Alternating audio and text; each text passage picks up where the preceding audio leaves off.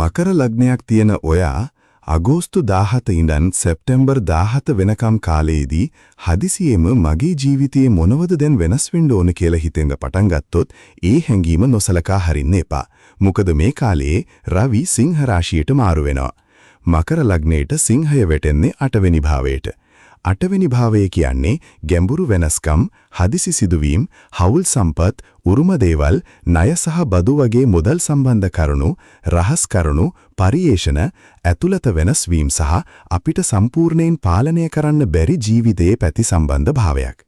ඒ නිසා මකර ලග්නයක් තියෙන ඔයාට මේ කාලය පිටින් බලද්දි සාමාන්‍ය කාලයක් වගේ පෙනුනත් ඇතුළතින් ලොකු වෙනසක් සිද්ධ වෙන කාලයක් වෙන්න පුරුවා. මෙතන තවත් වැදගත් කාරණයක් තියෙනවා. මකර ලග්නයට 8 වෙනි භාවයේ අධිපතියා රවි. ඒ නිසා රවි තමන්ගේම සිංහ රාශියේ තමන්ට අයිති 8 වෙනි භාවයේම ගමන් කරනවා. ඒකින් 8 වෙනි භාවයට අදාළ කරුණු මේ කාලයේදී තරමක් ප්‍රබලම ඉස්සරහට එන්න පුළුවන්. හැබැයි 8 වෙනි භාවය කියලා අනිවාර්යෙන්ම නරක දේවල් වෙනම කියලා බය වෙන්න එපා. වේද ජ්‍යොතිෂයේදී 8 වෙනි භාවය කියන්නේ අවසානයක් විතරක් නෙවෙයි, පරිවර්තනය, පරණ තත්වයක් වෙනස් කරලා අලුත් තත්වයකට යාම. තමන් නොදන්නි සිටි දෙයක් දැන ගැනීම, අවශ්‍ය නැති දෙයක් අතහැරීම, මේ හැම දෙයක්ම 8 වෙනි භාවයේ ස්වභාවයට අදාළයි. ඒ නිසා මේ කාලයේදී ඔයාගේ මුදල් සම්බන්ධ කරුණු ගැන අවධානය වැඩි කරන්න.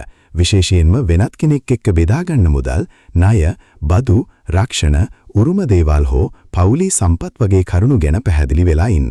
හදිසි වියදමක් ඇති වුණොත් කලබල වෙන්න එපා. ඒ වෙනුවට කලින්ම සැලසුම් කරලා ඉන්න. තවත් පැත්තක් තමයි පරණ දේවල් ගැන අලුතින් හිතන එක. කාලයක් තිස්සේ ඔයා හිතේ තියාගෙන හිටපු ප්‍රශ්නයක් ගැන දැන් වෙනස් අවබෝධයක් ලැබෙන්න පුරුවන්. කෙනෙක් ගැන තිබුණු අදහසක් වෙනස් වෙන්න පුරුවන්. Tamanගේම පුරුද්දක් ගැන ප්‍රශ්න කරන්න පුරුවන්. ජීවිතයේ ඉදිරියට ගෙන යන්න ඕනේ දේ සහ අතහැරලා දාන්න ඕනේ දේ වෙන් කරගන්න පුරුවන්. කේතුගේ බලපෑමත් මේ කාලේ රවිට ලැබෙන නිසා මේ අභ්‍යන්තර පැත්ත තවත් ගැඹුරු වෙන්න පුරුවන්. ඔයාට හැම දෙයක්ම අනිත් අයට කියන්න ඕනේ නැහැ කියලා හිතෙන්න පුරුවන්. නිහඬව තමන්ගේ ප්‍රශ්න ගැන හිතන්න පුරුවන්. පරණ අදහස් අතහැරලා අලුත් අවබෝධයක් ලබා ගන්න පුරුවන්. ඒ නිසා මකර ලග්නයක් තියෙන ඔයාට මේ කාලයේ ප්‍රධාන ප්‍රශ්නය වෙන්න පුළුවන් එක තමයි මගේ ජීවිතේ මම අල්ලගෙන ඉන්න දේවල් අතරින් ඇත්තටම මට තවදුරටත් අවශ්‍ය මොනවද? මේ ප්‍රශ්නයට අවංක උත්තරයක් හොයාගන්න පුළුවන් නම් මේ ගෝචරය ඔයාට ගැඹුරු පරිවර්තනයක් ආරම්භ කරන කාලයක් වෙන්න පුළුවන්. ඉදිරියට අපි බලමු මේ රවිගේ ගෝචරය මුදල්, හවුල් සම්පත්, පෞලේ දේපල, රහස් කරුණු, පරිේෂණ, මානසික පැත්ත සහ ජීවිතයේ හදිසි වෙනස්කම් වලට කොහොම බලපාන්න පුරවන්ද කියලා. මකර ලග්නයට රවි සිංහයේ ගමන් කරන මේ කාලය තේරුම් ගන්න නම් මුලින්ම 8 වෙනි භාවයේ ස්වභාවය තේරුම් ගන්න ඕන. 8 වෙනි භාවය කියන්නේ වේද ජ්‍යොතිෂයේදී ගැඹුරු සහ සංකීර්ණ භාවයක්.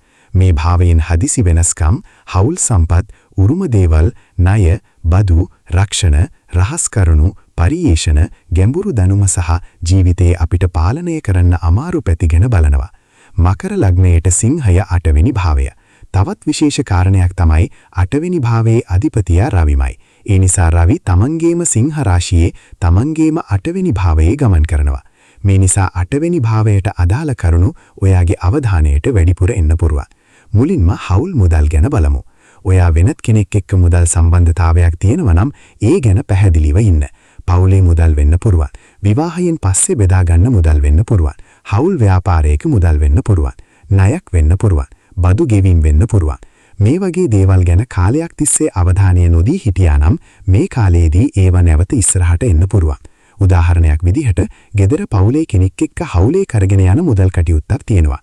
කවුද කොච්චර දාන්නේ, කොච්චර වියදම් වෙනවද, ඉතිරි මුදල කොහෙද තියෙන්නේ කියන දේවල් පැහැදිලි නැත්නම් මේ කාලයේදී ඒ ගැන කතා කරන්න සිද්ධ වෙන්න පුළුවන්. මේක ගැටලුවක් ඇති වෙන්නම ඕනේ කියන එක නෙවෙයි, පැහැදිලි බවක් අවශ්‍ය වෙනවා කියන එක. දැන් උරුම දේවල් ගැන 8 වෙනි භාවය පවුලින් ලැබෙන උරුම දේවල් සම්බන්ධයෙන්ද බලනවා. ඉඩමක්, නිවසක් හෝ පවුලේ වෙනත් සම්පතක් ගැන කතා බහක් ඇති වෙන්න පුළුවන්. කාලයක් තිස්සේ නොවිසඳුණු පවුලේ දේපල කාරණයක් නැවත ඉස්සරහට එන්න පුළුවන්. හැබැයි මෙවැනි කාරණාවලදී ලියකියවිලි හොඳින් පරීක්ෂා කරලා අවශ්‍ය නම් සුදුසු වෘත්තීය උපදෙස් ගන්න. ජ්‍යොතිෂයේ පමණක් මත නීතිමය හෝ මුදල් තීරණ ගන්න එපා. දැන් ණය ගැන. මේ කාලයේදී Tamanගේ ණය තත්ත්වය ගැන නැවත බලන්න හිතෙන්න පුරුවන්. කොච්චර ණයක් තියෙනවද, මාසිකව කොච්චර ගෙවනවද, තව කොච්චර කාලයක් ගෙවන්න තියෙනවද කියලා පැහැදිලි කරගන්න පුරුවන්. අටවෙනි භාවයේ බලපෑම නිසා මේ වගේ සැඟවුණු හෝ කල් දමා තිබුණු මුදල් කාරණා ඉස්සරහට එන්න පුළුවන්. ඒ නිසා බය වෙලා මගහැරලා යනවාට වඩා ඒවාට මුහුණ දීලා සැලසුමක් හදාගන්න. දැන් පරිේෂණ සහ ගැඹුරු දැනුම ගැන. අටවෙනි භාවයට රහස් කරුණු සහ ගැඹුරු පරිේෂණ සම්බන්ධයි. මේ කාලයේදී යම් දෙයක් මතු පිටින් පිළිගන්නවාට වඩා ඒකේ ඇතුළත හේතුව හොයන්න ඔයාට ආශාවක් ඇති වෙන්න පුරුවන්.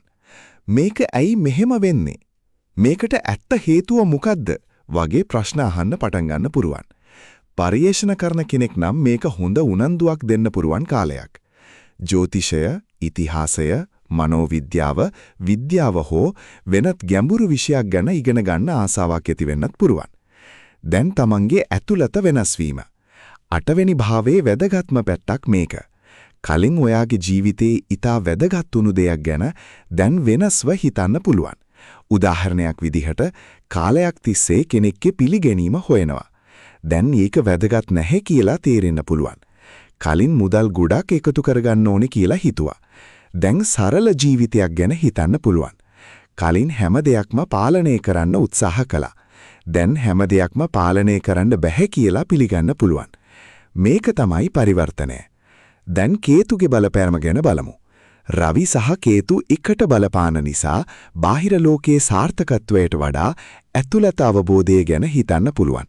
ඔයාට හැම දෙයක්ම අනිත් අයට පැහැදිලි කරන්න ඕනේ නැහැ කියලා හිතෙන්න පුළුවන්. පෞද්ගලික දේවල් පෞද්ගලිකව තියාගන්න හිතෙන්න පුළුවන්. මේක හොඳ දෙයක් වෙන්න පුළුවන්. හැබැයි ප්‍රශ්නයක් තියෙනවා නම් හැම දෙයක්ම තනියම දරාගෙන ඉන්න එක හොඳ නැහැ. විශ්වාස කරන කෙනෙක් එක්ක කතා කරන්න. දැන් පවුලේ රහස් හෝ පරණ සිදුවීම් ගැන. කාලයක් තිස්සේ පවුලේ කෙනෙක් එක්ක කතා නොකරපු දෙයක් නැවත කතා බහට එන්න පුරුවන්. පරණ ප්‍රශ්නයක් ගැන ඇත්ත තොරතුරක් දැනගන්න පුළුවන්. කලින් තේරුම් නොගත්ත සිදුවීමක් දැන් වෙනස් විදිහට තේරෙන්න පුළුවන්. ඒ වෙලාවේදී වහම තීරණයක් ගන්න එපා. තොරතුරු සම්පූර්ණයෙන්ම තේරුම් ගන්න. දැන් රැකියාව ගැනත් පොඩි බලපෑමක් තියෙනවා. අටවෙනි භාවයේ කියන්නේ රැකියාවේ වෙනස්කම් ගැනත් යම් අවස්ථාවලදී සම්බන්ධ වෙන්න පුළුවන්. ඔයාගේ ආයතනයේ පරිපාලනය වෙනස් වෙන්න පුළුවන්. වගකීම් වෙනස් වෙන්න පුළුවන්. තමන්ගේ වැඩ කරන ක්‍රමය වෙනස් වෙන්න පුළුවන්.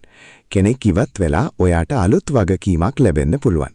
හැබැයි රැකියාව අනිවාර්යයෙන්ම නැති වෙනවා කියලා මේ ගෝචරයෙන් කියන්න බෑ. සම්පූර්ණ කේන්දරේ බලන්න ඕනේ. ඒ නිසා වෙනසක් ආවොත් බය වෙනවාට වඩා ඒකට සූදානම් වෙලා ඉන්න.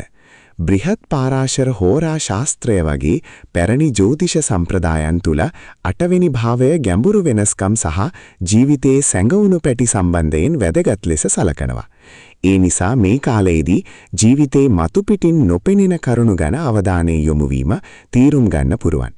හැබැයි අටවෙනි භාවය කියලා බය වෙන්න අවශ්‍ය නැහැ. සමහර විට මේ කාලයේදී ඔයාට ලැබෙන ලොකුම ප්‍රතිඵලය මුදල් හෝ තනතුරක් නෙවෙයි. Taman ගැන කලින් නොදෙන සිටි දෙයක් තීරුම් ගැනීමක්. ඒ අවබෝධය තමයි පස්සේ ජීවිතයේ ලොකු තීරණ වෙනස් කරන්න පුරුවන්. දැන් මකර ලග්නයට රවි සිංහයේ ගමන් කරන මේ කාලයේදී මුදල්, පවුලේ සම්පත්, හවුල් කටයුතු, පරිේෂණ, රහස් කරුණු සහ ජීවිතයේ ගැඹුරු වෙනස්කම් පැත්තෙන් ඇතිවෙන්න පුරුවන් ප්‍රායෝගික තත්වයන් තව ගැඹුරින් බලමු. මුලින්ම හවුල් මුදල්. ඔයාගේම මුදල් සහ වෙනත් කෙනෙක් එක්ක හවුලේ තියෙන මුදල් කියන්නේ දෙකක්. උදාහරණයක් විදිහට පවුලේ කෙනෙක් එක්ක හවුලේ ගෙයක් හදනවා. කවුද කොච්චර වියදම් කරන්නේ කියලා පැහැදිලි නැහැ. මේ කාලයේදී ඒ ගැන කතා කරන්න සිද්ධ වෙන්න පුළුවන්. හෝ විවාහක කෙනෙක් නම් දෙන්නගේ මුදල් කළමනාකරණය ගැන තීරණයක් ගන්න වෙන්න පුළුවන්. හෝ ව්‍යාපාර හවුල්කාරයෙක් එක්ක ගනුදෙනුවක් තියෙනවා නම් ගිණුම් සහ වගකීම් පැහැදිලි කරගන්න වෙන්න පුළුවන්.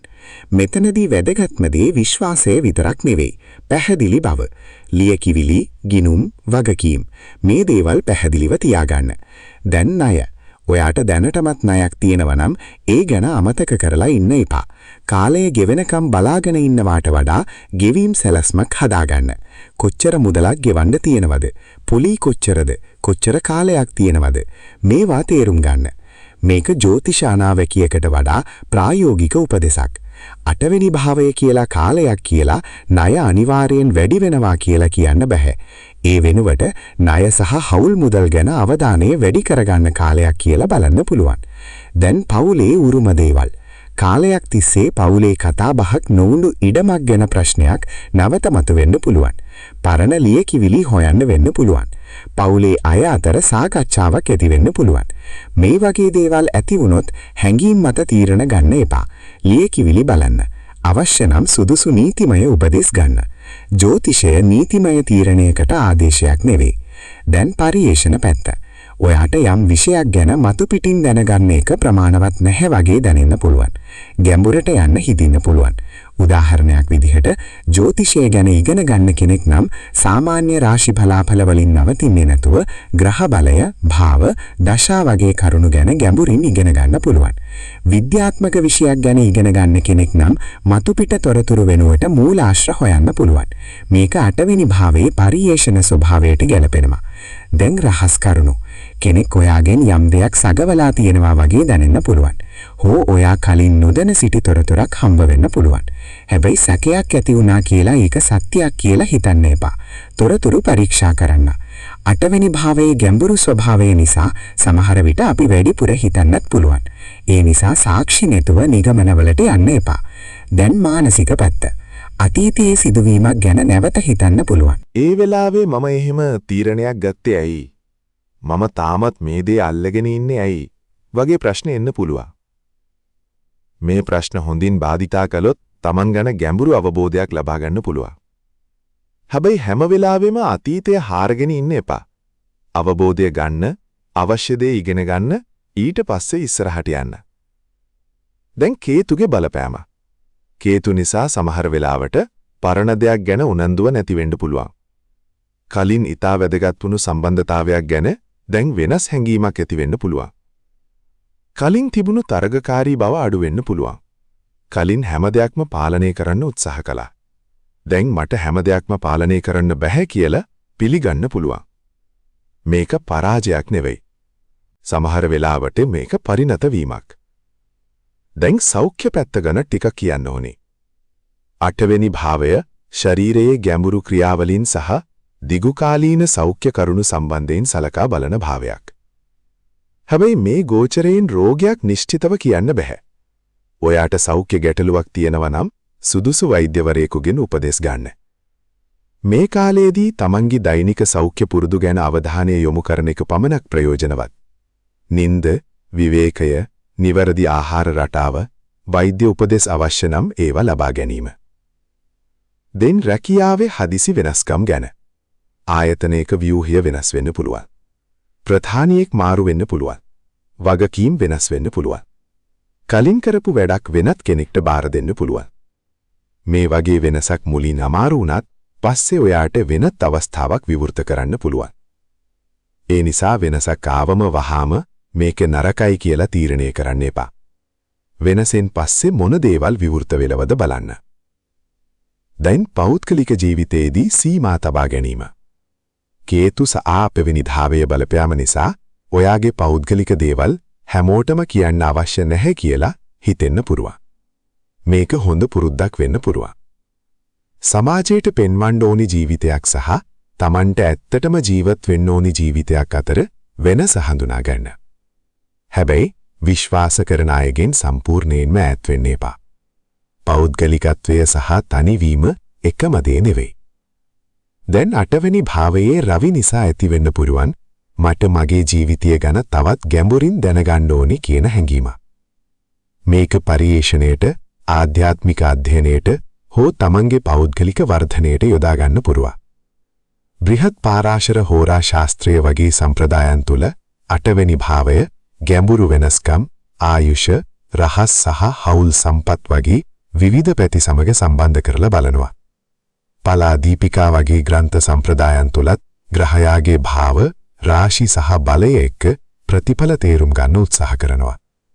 ඒ නිසා මේ ගෝචරය මකර ලග්නයට බය වෙන්න ඕනේ කාලයක් කියලා සරලව කියන එක වැරදි. ඒ වෙනුවට ජීවිතයේ ගැඹුරු දේවල් පිළිවෙලට ගන්න කාලයක් කියලා බලන්න. මුදල් පැත්ත පැහැදිලි කරගන්න. හවුල් වගකීම් පැහැදිලි කරගන්න. පරණ ප්‍රශ්න වලින් පාඩම් ගන්න. අවශ්‍ය නැති දේවල් අතහැරලා දාන්න. අලුත් තත්වයකට සූදානම් වෙන්න. මොකද සමහර වෙලාවට මේ කාලයේදී වෙනස් වෙන්නේ බාහිර ලෝකේ නෙවෙයි.